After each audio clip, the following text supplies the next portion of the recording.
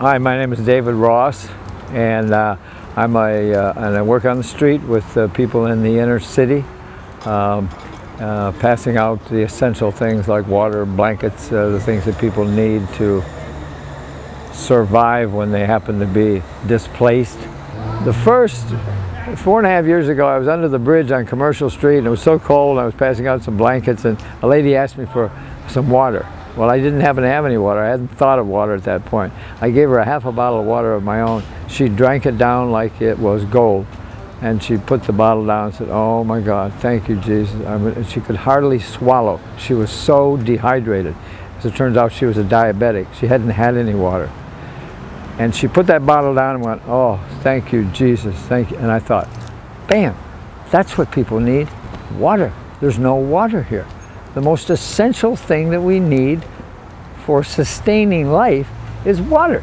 We can do without food for a while, but we cannot do without water. And so I evolved into that being my dominant outreach, passing out fresh bottled water, and ultimately became known as the Waterman due to that. I pass out somewhere in the neighborhood of 600 to 800 bottles of water every day, fresh bottles of water, for people who otherwise don't have a place to get a bottle of water. Well, when you go to when you have a glass of water and you eat, you've got to deposit that somewhere. And so that's where these two portable bathrooms have come in. I've been doing this about 4.5 or 5 years, and I noticed and have known for a long time that within a radius of about 140 to 50 blocks, there were not one bathroom or one water fountain for the thousands of people that are out here who are displaced. Where do they go to the bathroom prior to these restrooms here? Wherever they have to, in the bushes, under cars and buildings and what have you. It's a human need that hasn't been met. As an example, we put these in 11 months ago. And in 11 months we estimate, and I'm out here every day, 7 days a week, but these bathrooms have been used about 200, and are used about 250 to 300 times every day. After 11 months, cumulatively, there's over 80,000 people who've used these two bathrooms.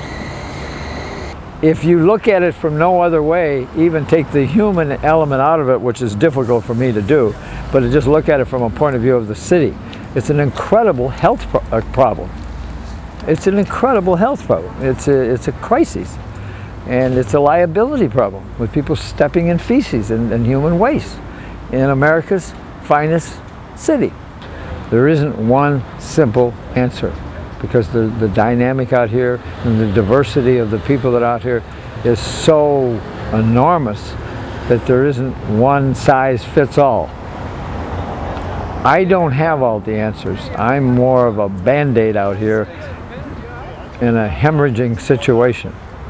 But when you want a bottle of water and you need a blanket, well, that makes your day to get one. And I'm out here every day because I love these people. I grew up in a situation in my life that was problematic in the inner city in Detroit, so I know what it feels like to be somewhat discarded. And there's wonderful people out here. Are there people who create problems out here once in a while? You bet. We all got our 10%. But for the most part, people are people no matter where you go. And the only thing I try to do is make their day a little more palatable.